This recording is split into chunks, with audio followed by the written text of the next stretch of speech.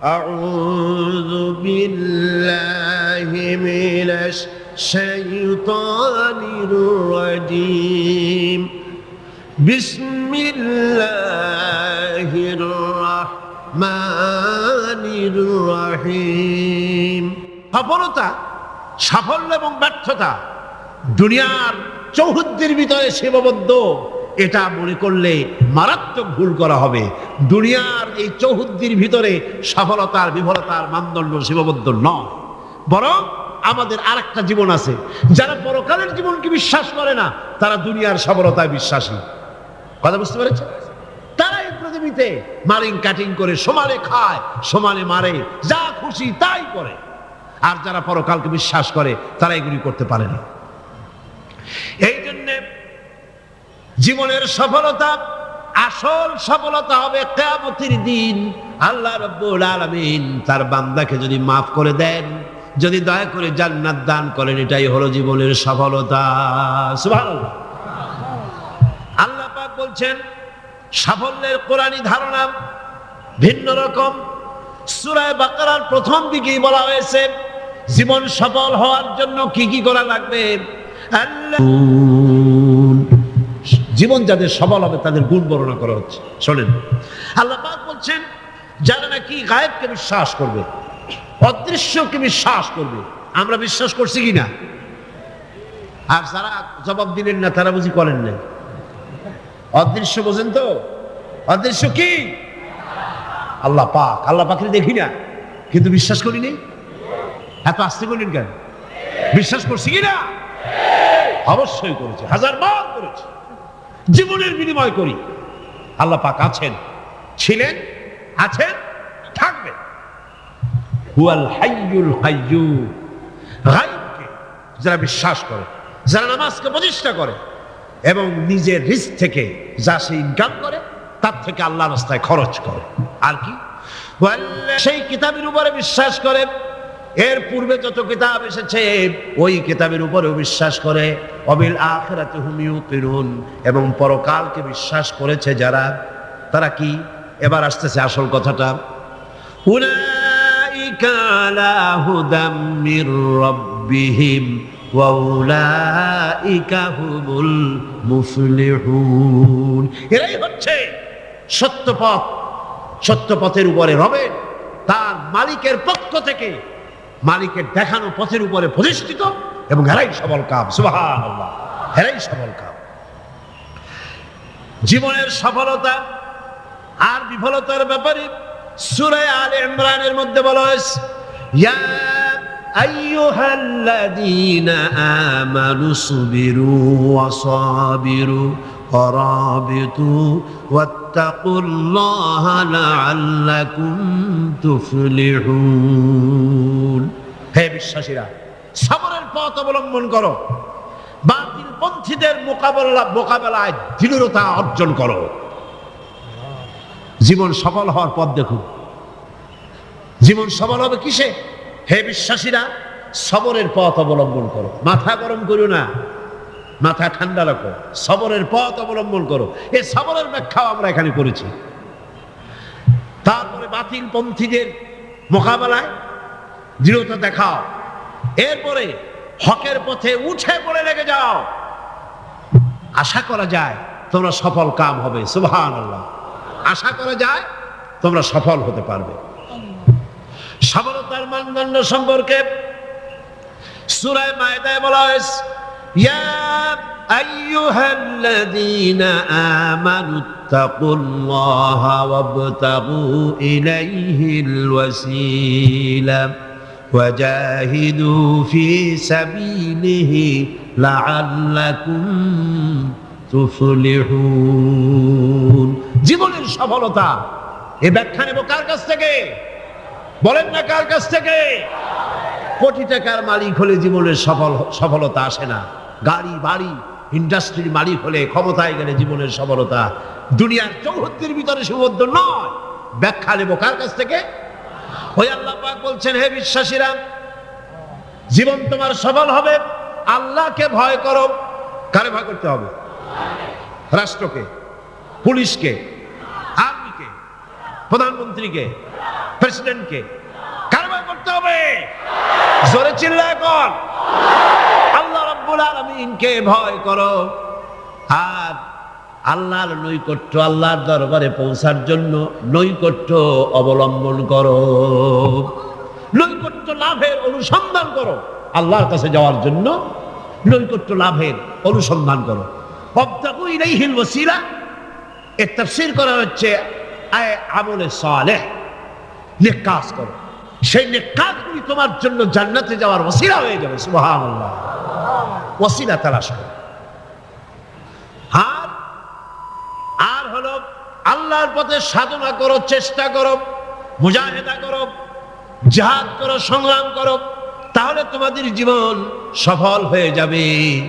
আবার সফলতার মানদণ্ড সম্পর্কে সূরা মায়েদার অন্য আয়াতে আল্লাহ পাক বলেন, ইয়া আইয়ুহাল্লাযীনা আমানু ইন্নামাল খামরু ওয়াল মাইসিরু ওয়াল আনসাবু ওয়াল আজলামু রিজসুম মিন আমালিশ শাইতানি ফাজতানিবুহু লাআল্লাকুম তুফলিহুন। হে বিশ্বাসীরা, মদ, জুয়া, মূর্তি চায়, মদ এবং জুয়ার মাধ্যমে তোমাদেরকে আল্লাহর জিকির স্মরণ থেকে গাফিল করে দিতে, তোমাদের পারস্পরিক, তোমাদের মধ্যে শত্রুতা বৃদ্ধি করে দিতে চায়। ফাহাল আনতুম মুনতাহুন, এগুলি শোনার পরেও কি তোমরা এই মদ আর জুয়া থেকে ফিরে থাকবে না? কে বলতেছেন? কে বলতেছেন? এর থেকে ফিরে থাকো, লাআল্লাকুম তুফলিহুন, আশা করা যায় তোমরা সফল কাম হবে। আমরা সফলতার আশা করি আল্লাহ নিষিদ্ধ জিনিসকে জারি করে দিয়ে, আল্লাহ নিষেধ করা জিনিসগুলি চালু করে দিয়ে তার মধ্যে সফলতা আশা করি। আর আল্লাহ বলেন, আমার নিষিদ্ধ করা জিনিসগুলিকে দুনিয়ার বুকে নিষেধ করো, বন্ধ করে দাও, তাহলে সফল হবে। প্রসঙ্গক্রমে আমি আপনাদের সামনে বলতে চাই, 1996 নির্বাচনে পার্লামেন্টে আসার পর মদ জুয়া নিষিদ্ধকরণ বিল 96, এই বিল আমি উত্থাপন করেছিলাম, বিল পেশ করেছিলাম। আপনারা নিশ্চয়ই পত্র পত্রিকায় দেখেছেন, দেখছেন না? সেই বিল উত্থাপন করার পর স্পিকার সাহেব কমিটিতে পাঠিয়ে দিলেন, সংসদীয় কমিটিতে পাঠিয়ে দিলেন। সুদীর্ঘ 2 বছরের ভিতরে এই বিলের কোনো খোঁজ নাই। মারাত্মক ডিপ ফ্রিজের অতল তলে বিল পড়েছিল। সেখান থেকে 15/10/98 তারিখে 2 বছর পর প্রথম আমার বিলের ব্যাপারে একটি মিটিং ডাকা হলো সংসদের কমিটি কক্ষে। আমি এই ঘটনা শুনেছি এই কারণে, এই আয়াতের সঙ্গে রিলেটেড জীবনের সফলতা আর বিফলতার মানদণ্ড কোথায়। আমরা মনে করি আল্লাহ নিষিদ্ধ করা জিনিসগুলি চালু করলেই জীবনে সফলতা আসবে, আর আল্লাহ কয় আমার নিষিদ্ধ করা জিনিসগুলি রাষ্ট্রীয়ভাবে নিষিদ্ধ করলেই জীবন সফল হবে। মিটিং বসলো, সেই মিটিং অন্তত 50-60 জন লোক আসছেন। কারা এসেছে? বিভিন্ন মন্ত্রণালয়ের সিনিয়র অফিসার, সচিব, উপসচিব পর্যায়ের লোকেরা এসছেন। এমপি আসছেন কয়েকজন, সরকারি দলের, বিরোধী দলের। আমাকে তো ডেকেছে। আমার মনে হলো, আশান্বিত হলাম, 2 বছর পরে হলেও বিল তো মরে নাই, জিন্দে আছে। এবং আমার মনে হলো যে এতগুলি মুসলমান এখানে, মনে হয় আমার এই বিলের পক্ষেই তারা কথা বলবেন, এটা আমি আশা করলাম। আমাকে যিনি সভাপতিত্ব করছিলেন তিনি আমাকে বললেন, আপনি আগে কথা বলবেন না, সকলের বলা শেষ হবে তারপর আপনি বলবেন। সবটা শুনিয়া বললাম ঠিক আছে। শুরু হলো এই বিলের ব্যাপারে বলা, আলোচনা শুরু হলো। বিলের ব্যাপারে ফাইল তৈরি হয়েছে, এত বড়, আমার কাছে ফাইল আছে।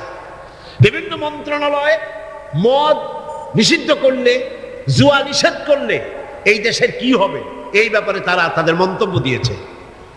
মন্ত্রণালয়ের মন্তব্য, জাতিসংঘ কি ফতোয়া দিয়েছে তাও আছে, সার্ক এ ব্যাপারে কি ফতোয়া দিয়েছে তাও আছে। এত বড় ফাইল। শুরু হলো প্রথমেই অর্থ মন্ত্রণালয়। সভাপতি সাহেব বললেন আপনি বলেন এই বিলের ব্যাপারে। অর্থ মন্ত্রণালয় বলল, মাননীয় সভাপতি, যদি এই বিল কার্যকরী হয়, মদ যদি বন্ধ করে দেওয়া হয়, তাহলে আমার দেশ প্রতি বছর 28 কোটি টাকার রাজস্ব ইনকাম থেকে মাহরুম হয়ে যাবে। স্বাস্থ্য মন্ত্রণালয় বলল, মদ যদি না থাকে জনগণের স্বাস্থ্য শেষ।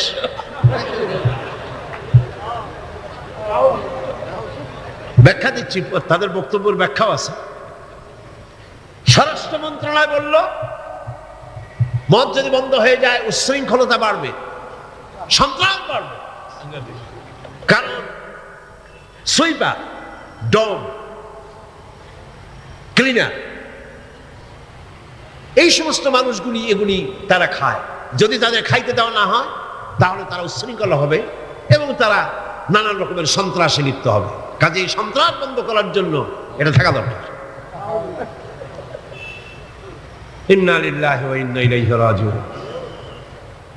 খুব হতাশ হলাম এবং মনে মনে ভাবতে থাকলাম যে আল্লাহ, আজকের এই মিটিং এর ছবি তো তোমার ক্যামেরা ধারণ করছে। কিয়ামতের দিন এই লোকগুলি কি জবাব দেবে তোমার দরবারে? আমি তো আমার বাপের বিল নিয়ে হাজির হই নাই, আমার বাপের বিল তো নিয়ে হাজির হই নাই। এরপরে পররাষ্ট্র মন্ত্রণালয়ের পক্ষ থেকে বলা হলো, আমরা গরিব দেশ। যুক্তি দেখুন, আমরা গরিব দেশ, ডোনাররা আমাদেরকে সাহায্য দেয়, বিদেশি সাহায্যদাতারা, দাতা গোষ্ঠী, তারা আমার দেশে সাহায্য নিয়ে আসে। ওনাদেরকে যদি একটু মদুনা দিতে পারি তো দিলাম কি? একটু মেহমানদারি তো করা উচিত। এই মেহমানদারি না করতে পারলে আমরা তো সর্বনাশ হয়ে যাবে দেশ। সুতরাং এটা বন্ধ করার অর্থই হলো বিদেশি সাহায্য বন্ধ হয়ে যাওয়া। এইভাবে বিভিন্ন মন্ত্রণালয় বলতে লাগলেন আর আমি বসে বসে কুইনিয়ান গিলতে লাগলাম। সর্বশেষ ইসলামী ফাউন্ডেশন, সভাপতি সাহেব বললেন, ইসলামী ফাউন্ডেশনের ডিজি সাহেব, তার নামের একটা মৌলানা লাগানো আছে। তিনি বললেন, মৌলানা সাহেব আপনি বলেন। আমি এই লোকটার চেহারা জীবনে দেখি নাই, ওই প্রথম দেখলাম। আমি ভাবলাম অন্তত সে যাই হোক, নামের আগে যখন একটা মৌলানা আছে, জি, তাহলে উনি এই বিলের পক্ষে কথা বলবেন, আমার ধারণা হল। কিন্তু সর্বনাশ, তিনি বললেন কি,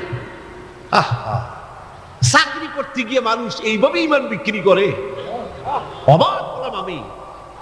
চাকরি করতে গিয়ে মানুষ তার ইমান বেচে। তিনি বললেন, এই বিল আমি তার কথাই কোট করছি, আমার সব মুখস্থ। তিনি বললেন, এই বিল আমি আগে পাই নাই, মিটিং এ এসে বিলটা পেলাম। বিল পড়ে দেখলাম যিনি বিল উত্থাপন করেছেন তিনি একটি ধর্মীয় আবেগের উপরে ভিত্তি করে এই বিল পেশ করেছেন। এটি হচ্ছে ইসলামের নামে আরেকটি অনইসলামিক কাজ। তিনি বললেন এইটা, এর কারণ হলো যুক্তি। শোনেন, যুক্তি কত বড় আলেম তিনি, সোজা কথা। তিনি বলছেন যে আমার দেশে অমুসলিমরা আছে, আমার জন্য যেটা হারাম সেটা তাদের জন্য হালাল, আমাদের জন্য যেটা হালাল সেটা তাদের জন্য হারাম। আমার দেশে অমুসলিম বহুত আছে, সুতরাং আমরা যদি মদ নিষিদ্ধ করি অন্য জাতির উপরে তা জুলুম হবে। আর আল্লাহ বলেছেন লা ইকরাহা ফিদ্দীন, ইসলামে কোনো বাড়াবাড়ি নেই। তিনি আরো এক ধাপ এগিয়ে গেলেন। তিনি বললেন, শুধু এই বিলের ব্যাপারেই নয়, বাংলাদেশের সংবিধানের মধ্যে আল্লাহর উপর ঈমান এবং অবিচল আস্থার কথা বলেও অমুসলিমদের উপরে, সংখ্যালঘুদের উপরে প্রেসার ক্রিয়েট করা হয়েছে, জুলুম করা হয়েছে। এই বক্তব্য শেষ হওয়ার পর আমাকে সময় দিল, কপাল খারাপ, মাগরিবের বাকি তখন 10 মিনিট, সামান্য সময় পেলাম। আমি বললাম, সভাপতি সাহেব, এতক্ষণ পর্যন্ত আপনার আমন্ত্রিত মেহমানেরা যেসব আইনের বই দিয়ে কথা বলেছেন সেগুলো আইনের বই, আর আমি যে আইনের কিতাব দিয়ে আজকে আপনাদের সামনে দলিল নিয়ে এসেছি সে আইনের কিতাবখানি হচ্ছে আকাশের নিচে জমিনের উপরে সর্বশ্রেষ্ঠ আইনের কিতাব, যার নাম কোরআন শরীফ। আমি যে বিল পেশ করেছি এই বিল আমার বানানো নয়, এটি মানুষের তৈরি করে নয়। আপনার অর্থ মন্ত্রণালয় বলেছে 28 কোটি টাকার ক্ষতি হবে, প্রতি বছর 28 কোটি টাকার ক্ষতি হবে রাজস্ব ইনকাম থেকে মদ বন্ধ করলে। কিন্তু আমি বলতে চাই, আল্লাহ পাকের নিষিদ্ধ জিনিসকে আপনারা হালাল করবেন, 28 কোটি নয়, বন্যার পানির মতো হাজার হাজার 28 কোটি টাকা আল্লাহ বন্যার পানি দিয়ে ভাসায় দেবে। আপনারা ঠেকাইতে পারবেন না, ঠেকাতে পারবেন না।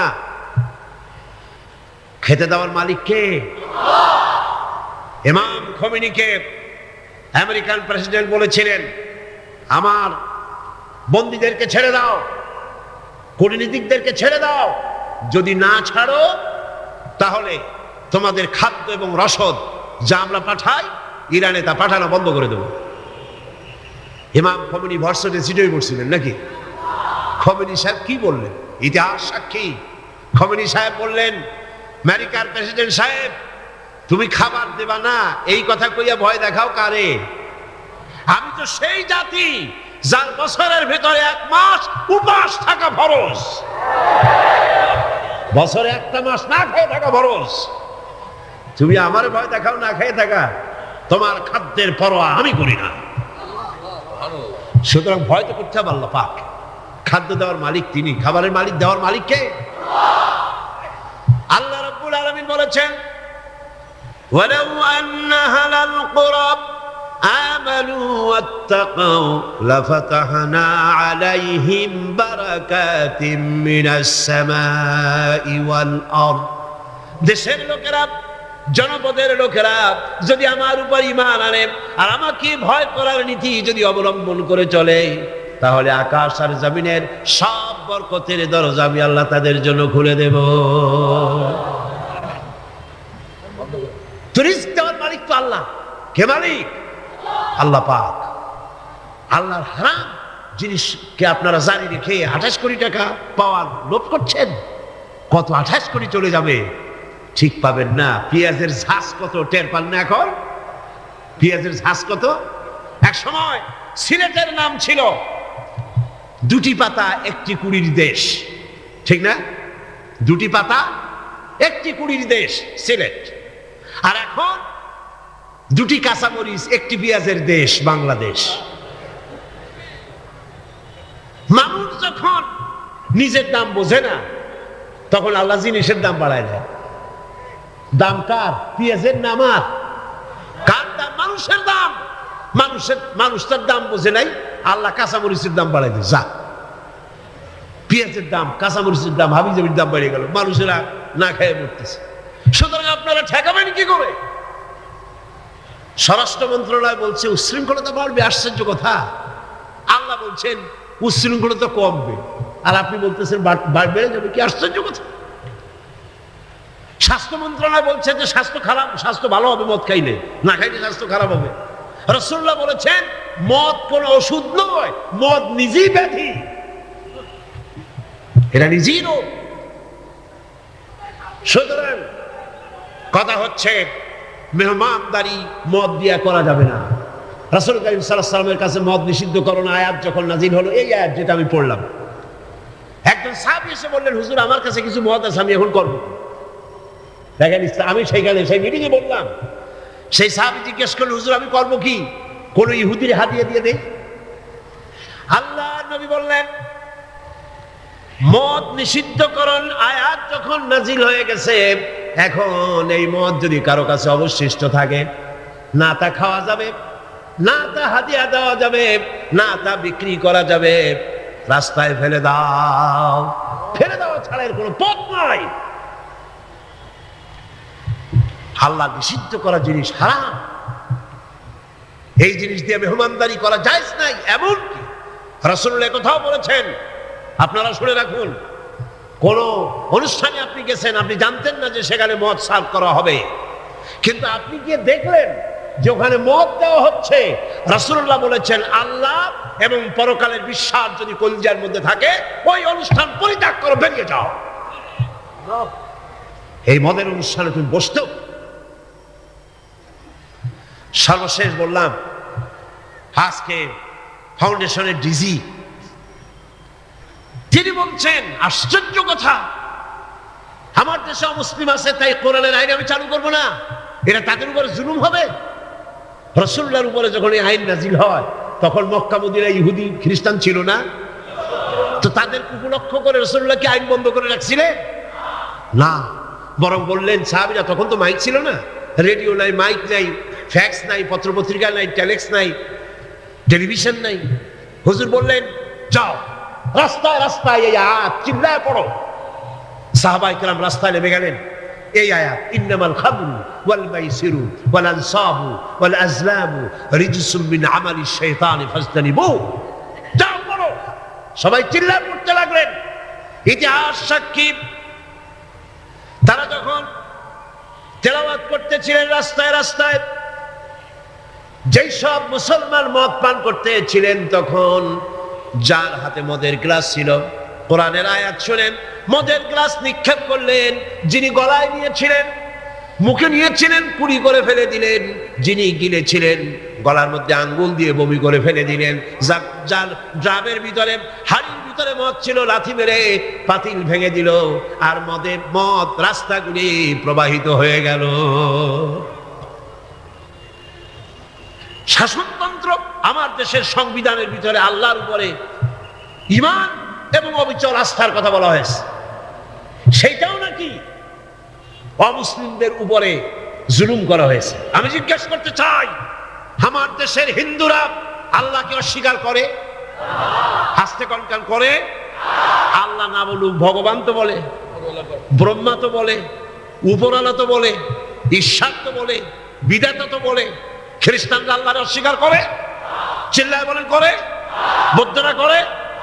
এই দেশের কিছু নাস্তিক মুরতাদ ছাড়া আল্লাহকে কেউ অস্বীকার করে না। সুতরাং আমার দেশে আল্লাহর উপর ঈমান এবং অবিচল আস্থার কথা সংবিধানে যা লেখা হয়েছে, এটাকে পরিবর্তন করতে চাইলে বাংলাদেশে আগুন জ্বলবে, কেউ ঠেকাইতে পারবে না।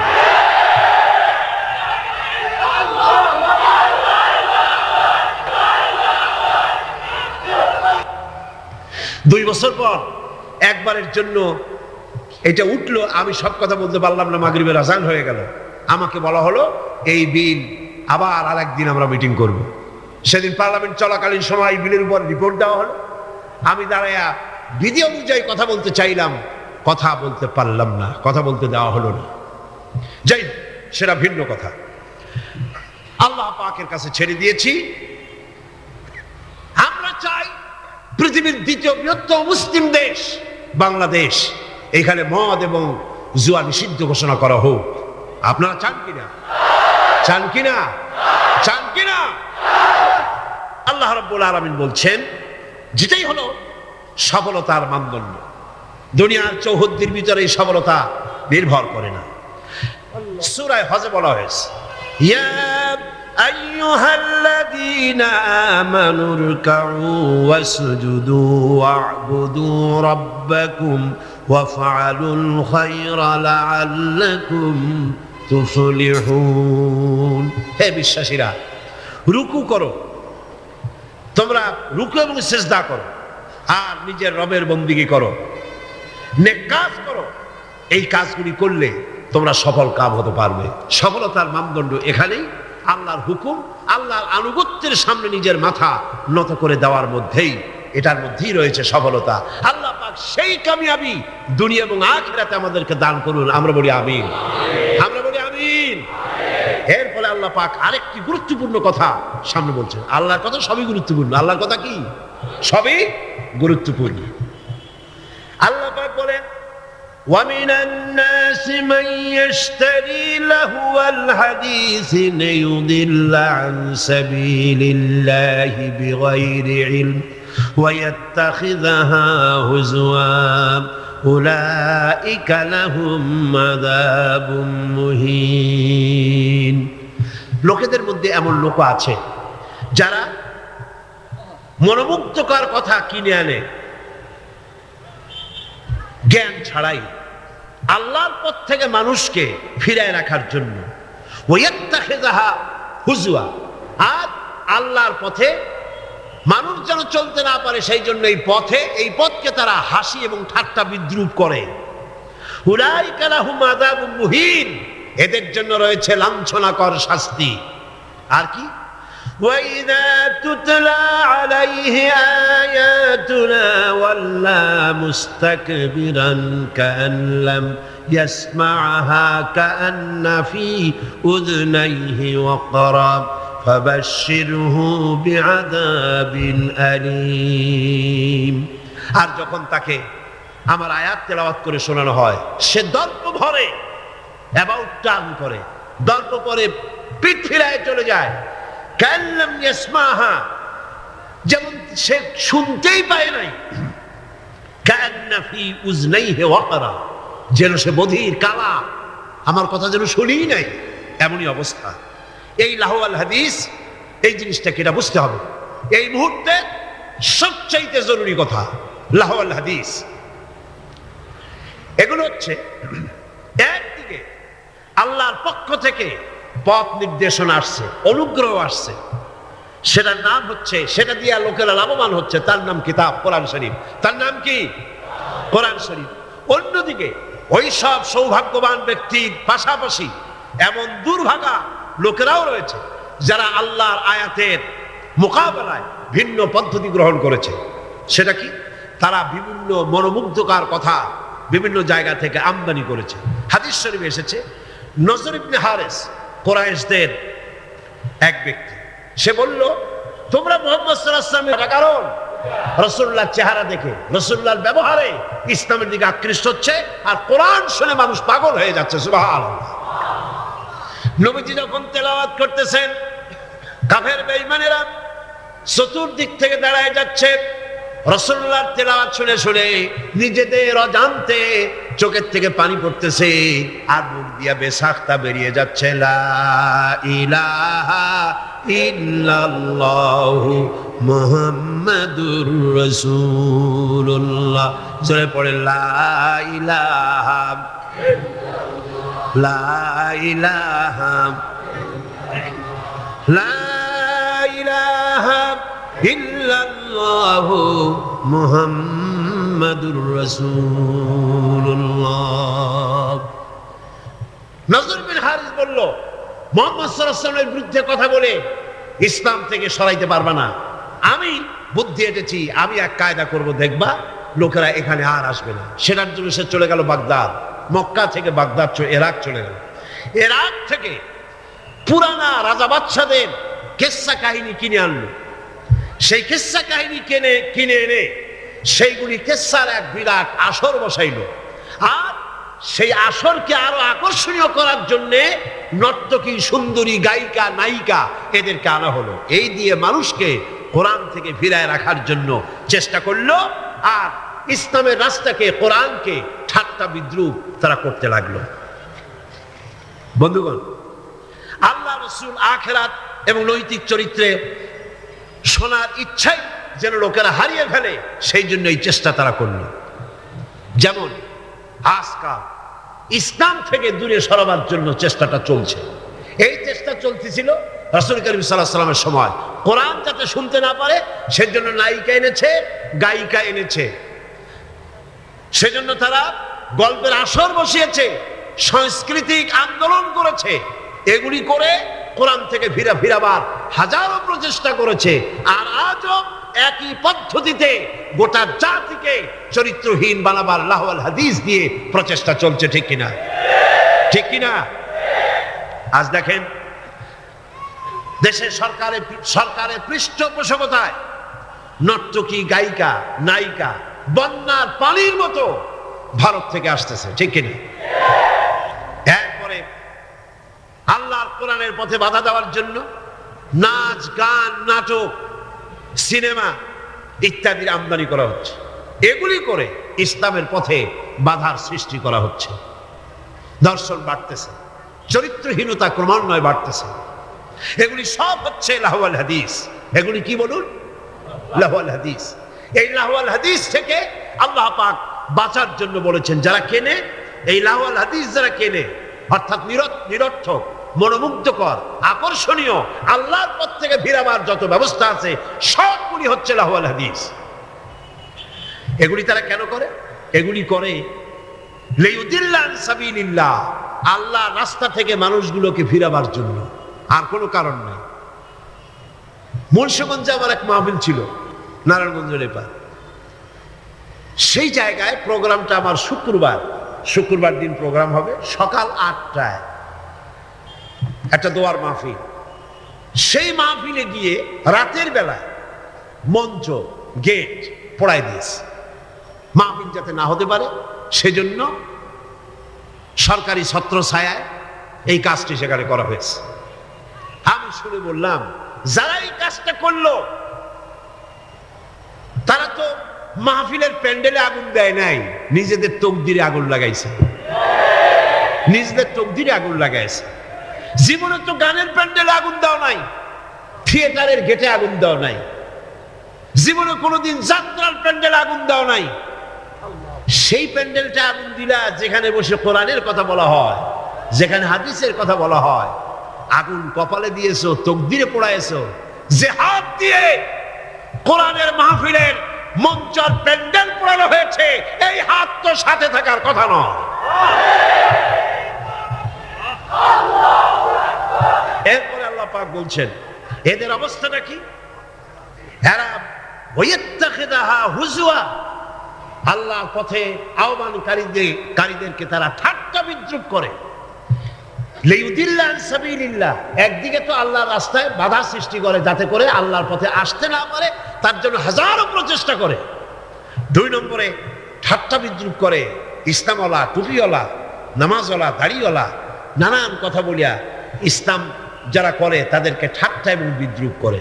আল্লাহ বলেন, এই যে লাঞ্ছনা করতেছ নবীকে, কোরআনকে, ইসলামকে, ইসলামের দায়ীদেরকে, আর আমি তোমাদের জন্য তোমরা যে ইসলামকে লাঞ্ছনা করছো, মুসলমানদেরকে লাঞ্ছিত করছো, এই জন্য আমি আল্লাহ তোমাদের জন্য রেখেছি উলাইকা লাহুম আযাবুম মুহিন।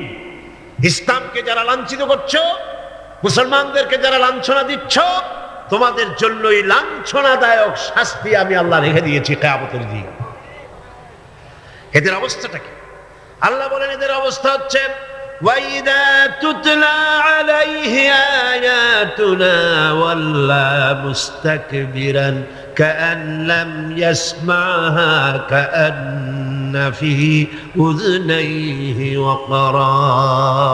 এদেরকে যখন আল্লাহর আয়াত তেলাওয়াত করে শোনানো হয়, জন্ম পরে পিঠ ফিরায় চলে যায়, আমল দিতে চায় না। আল্লাহ বলেন, এমন ভাবে অহংকারে ফিরে যায়, কান্না ফি উযনাইহি ওয়াকরা, মনে হয় যেন কানা বধির, শুনেই নাই। ফাবাশশিরহু বিআযাবিন আলীম, এদেরকে কঠিন শাস্তির সুসংবাদ দাও। কঠিন শাস্তির কি দাও? কঠিন শাস্তির কি সুসংবাদ হয়? কি হয়? দুঃসংবাদ। আল্লাহ বলছেন কি? সুসংবাদ। এটা একটা দৃষ্টান্ত দিলে আপনারা বুঝবেন। আমি মাঝে মধ্যে এটা দৃষ্টান্ত দিয়ে এভাবে বুঝাই।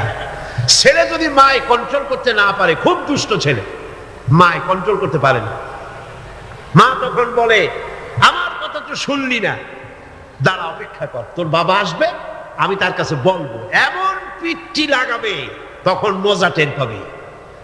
পিঠে কি মজা লাগে নাকি? তাহলে এটা বলছে কেন? শাস্তির তীব্রতা বুঝাবার জন্য। সেই জন্য আল্লাহ পাক বলছেন, ফাবাশশিরহু, এদেরকে সুসংবাদ শোনাও। পীড়াদায়ক, যন্ত্রণাদায়ক শাস্তি এদের জন্য রয়েছে যারা ইসলামের পথে বাধা দেয় আর ইসলামকে দিয়ে যারা ঠাট্টা বিদ্রুপ করে। মরিয়া দেখো, তারপরে টের পাবা। এখন তো কিছু আল্লাহ কমে না, আল্লাহ খুব, আল্লাহর ধৈর্য আমাদের চাইতে কম না বেশি? সুবহানাল্লাহ, সুবহানাল্লাহ, কম সুবহানাল্লাহ। চিন্তা করা যায়, আল্লাহ যদি আমাদের মতো এইরকমের বদমেজাজি হইতেন, মেজাজ খারাপ হইতো, কবে ভাঙ্গির চুরে সব শেষ করে ভালাইতেন। আল্লাহর কত ধৈর্য, সুবহানাল্লাহ, কত ধৈর্য। আল্লাহ অপেক্ষা করতেছেন, সময় দিচ্ছেন। ওয়ায়ামুদ্দুহুম ফি তুগয়ানিহিম ইয়ামাহুন, আল্লাহ পাক সার্কাসদেরকে, সীমা লঙ্ঘনকারীদেরকে ঢেল দিচ্ছেন, কর যদ্দূর পারিস কর। তারপরে যখন প্রান্ত সীমায় চলে যায়, এরপর আল্লাহ পাক ধরেন, আর যখন ধরে তখন ছাড়াই নিতে পারে এমন ক্ষমতা পৃথিবীর কারো। আল্লাহ পাক বলছেন, ইন্নাল্লাযীনা আমানু ওয়া আমিলুস সালিহাতি লাহুম জান্নাতুন নাঈম খালিদিনা ফিহা ওয়াদাল্লাহি হাক্কান ওয়া হুয়াল আজিজুল হাকীম। নিশ্চয়ই যারা ঈমান এনেছে, আমলে সালেহ করেছে, তাদের জন্য রয়েছে নিয়ামতে পরিপূর্ণ জান্নাত। সুবহানাল্লাহ। গালাগালি সহ্য করো, তোমরা গালাগালি সহ্য করো, মার সহ্য করো, অত্যাচার সহ্য করো, জুলম সহ্য করো, সহ্য করো, আর নিজেদের কদমকে মজবুত করো, দ্বীনকে প্রতিষ্ঠার পথে এগিয়ে যাও। আল্লাহ পাক বলছেন, আমি তোমাদের জন্য নিয়ামতে পরিপূর্ণ জান্নাত রেখেছি, ওদের জন্য দুনিয়া, তোমাদের জন্য জান্নাত। সুবহানাল্লাহ। হুনাইনের যুদ্ধ থেকে, হুনাইনের জিহাদ থেকে রাসূলুল্লাহ যখন ফিরতেছিলেন, ফেরার পথে গনিমতের মালগুলি ভাগ করতেছিলেন, গনিমতের মাল ভাগ করছিলেন, তখন মক্কা শরীফ থেকে যে সমস্ত মুসলমানরা এসেছিলেন তাদেরকে রাসূলুল্লাহ বেশি দিলেন, ছাগল বেশি দিলেন, গনিমতের মাল ছাগল বেশি দিলেন, উট বেশি দিলেন, আর আনসারদেরকে কম দিলেন। হযরত সাদ রাদিয়াল্লাহু তাআলা আনহু, যিনি আনসারদের নেতা ছিলেন, তিনি রাসূলুল্লাহকে বললেন, হুজুর, বন্টন যা করলেন এতে কিন্তু আনসারেরা একটু নারাজ হয়ে গিয়েছে, তারাই বেশি স্যাক্রিফাইস করলো, অথচ গনিমতের মাল তারা কম পেয়ে গেল। হুজুর বললেন, তোমার মত কি? কয়, আমিও ওই রকমই, অর্থাৎ ওইটাই সমর্থন করি, ওইটাই সমর্থন করি, আমাদেরকে একটু বেশি দেওয়া উচিত ছিল। রাসূলুল্লাহ কি বললেন? সুবহানাল্লাহ। রাসূলুল্লাহ বললেন, একটু পরেই তুমি দৃশ্যটা দেখবা, ও সাদ, ও আনসারেরা, একটু পরেই দৃশ্যটা দেখবা। মক্কায় যারা ফিরে যাবে তারা নিয়ে যাবে উট, ভেড়া, ছাগল, আর মদিনায় যারা ফিরে যাবে তারা নিয়ে যাবে আল্লাহ রাসূলকে সাথে নিয়ে যাবে, আল্লাহ রাসূলকে সাথে নিয়ে যাবে। কোনটা বেশি? সুবহানাল্লাহ। দুনিয়ায় ঠাট্টা করে, বিদ্রুপ যারা করে, গালাগালি করে, সহ্য করো, সহ্য করো, এবং তাহাম্মুলের সাথে পরিস্থিতির মোকাবেলা করো। আল্লাহ পাক বলছেন, অপেক্ষা করো, ওদের জন্য দুনিয়ায় সব শেষ, যত সেলুট এইখানে শেষ, এরপরে সেলুট শুরু হবে কবরের মধ্যে নিয়ে, আসল সেলুট, ঠিক পাইছেন? আসল সেলুট শুরু হয়ে যাবে কবরের মধ্যে গিয়া। আগ পর্যন্ত যদ্দূর পারো করো। আর মুসলমানদের দুঃখ দুর্দশা ইমানদারদের জন্য মওতের আগ পর্যন্ত শেষ। এরপরে আল্লাহ পাক বলেছেন, চিরস্থায়ী জান্নাত দেব, খালিদিনা ফিহা আবাদা, চিরকাল জান্নাতের মধ্যে থাকবা। সুবহানাল্লাহ। তবে এখানে আপনি সবর করে থাকবেন, আমার কথার ভুল অর্থ করবেন না যে আমরা শুধু মার খেতে থাকবো আর সবর করব, আর মাতবাড়ি, রাজনীতি, সমাজনীতি, ক্ষমতা, সব দেশের ফাসেক, ফুজ্জার, সারাবি, জানি, কাবাবি, ওরা থাকবে মাথার উপরে, আর আমরা খালি সবর করে যাব না। কথা কিন্তু সেটা না। কথা হচ্ছে ধৈর্যের সাথে পথ অতিক্রম করেন, মঞ্জিলের পানে এগিয়ে যান। মঞ্জিল কি? কোরআনের আইন চালু হওয়া। মঞ্জিল কি? আল্লামা ইকবাল বলেছেন, মঞ্জিলের দিকে এগিয়ে যাও, মঞ্জিলের পথে গন্তব্যে এগিয়ে চলো, সেই পর্যন্ত চলতে থাকো যতক্ষণ পর্যন্ত তোমার নাকের থেকে শ্বাস আসা যাওয়া করে। যতক্ষণ পারো মঞ্জিলে পৌঁছাবার জন্য দৌড়াও, যখন দৌড়াতে পারবে না, পায়ে যখন শক্তি নাই, তখন হামাগুড়ি দাও, হামাগুড়ি দিয়াও যখন এগোতে পারো না, গড়াতে থাকো, যখন তাও পারো না, তখন মঞ্জিলের পানে তাকায় থাকো, যতক্ষণ চোখের পাতা তোমার স্তব্ধ হয়ে না যায়। চোখের পাতা নীরব নিস্তব্ধ না হওয়া পর্যন্ত মঞ্জিলের পানে তাকায় থাকো। আমরাও ধৈর্য ধারণ করে পরিস্থিতির মোকাবেলা করব। ওরা অস্ত্র নিয়ে আসবে, আমরাও অস্ত্র ধারণ করব। সেই অস্ত্র বন্দুক নয়, কামান নয়, রিভলভার নয়, স্টেনগান নয়, এসএলআর নয়, দুনিয়ার মানুষের বানানো অস্ত্র নয়। ওদের অস্ত্রের মোকাবেলা করব ঈমানের অস্ত্র দিয়ে, চরিত্রের অস্ত্র দিয়ে। কিসের অস্ত্র দিয়ে? চরিত্রের অস্ত্র দিয়ে, ঈমানের অস্ত্র দিয়ে এদের মোকাবেলা করব। আর ইনশাআল্লাহ বাংলার জমিনে দ্বীন প্রতিষ্ঠা আমরা করব ইনশাআল্লাহ। আল্লাহ পাক বলছেন, এইভাবে যারা ঈমান আনবে, আমলে সালেহ করবে, ওদের জন্য জান্নাতুন নাঈম, নিয়ামতে পরিপূর্ণ জান্নাত দেব, খালিদিনা ফিহা, ওর মধ্যে তারা চিরকাল থাকবে। ওয়াদাল্লাহি হাক্কান, আল্লাহর প্রতিশ্রুতি অকাট।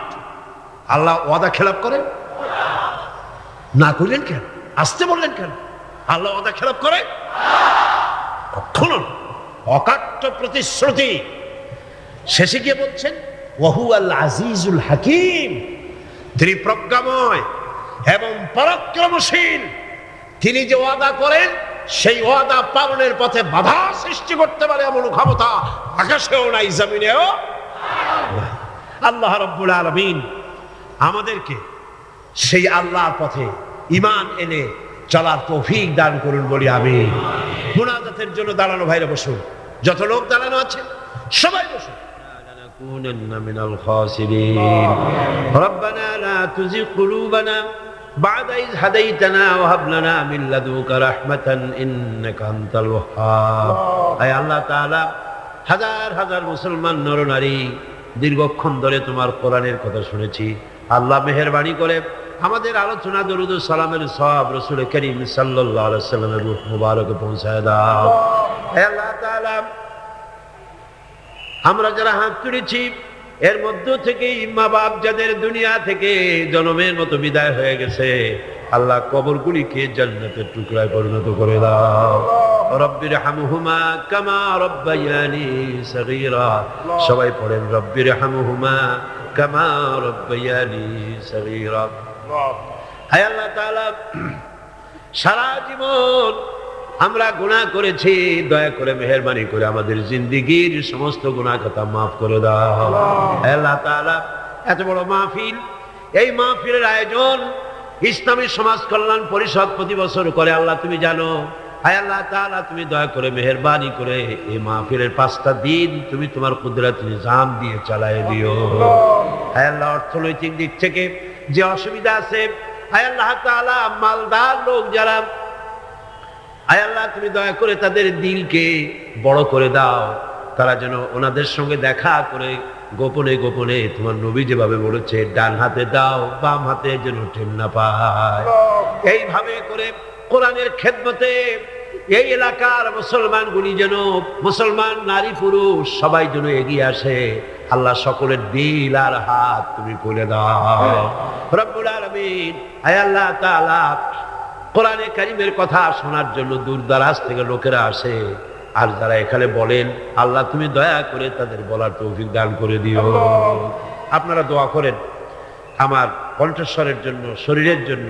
আল্লাহ যেন এই মাহফিলের জন্য উপযোগী কথা যেন হক ভাবে সুন্দর করে মানুষের সামনে উপস্থাপন করার তৌফিক যেন আল্লাহ পাক দান করেন। আমি যা বলি তার জন্য আমি নিজে আমল করতে পারি, আল্লাহ এই তৌফিক যেন দান করেন। ربنا تقبل منا إنك أنت السميع العليم وتب علينا إنك أنت التواب الرحيم سبحان ربك رب العزة عما يصفون وسلام على المرسلين الحمد لله رب العالمين واجعل آخر كلمة عند الموت لا إله إلا الله محمد رسول الله। السلام عليكم ورحمة الله।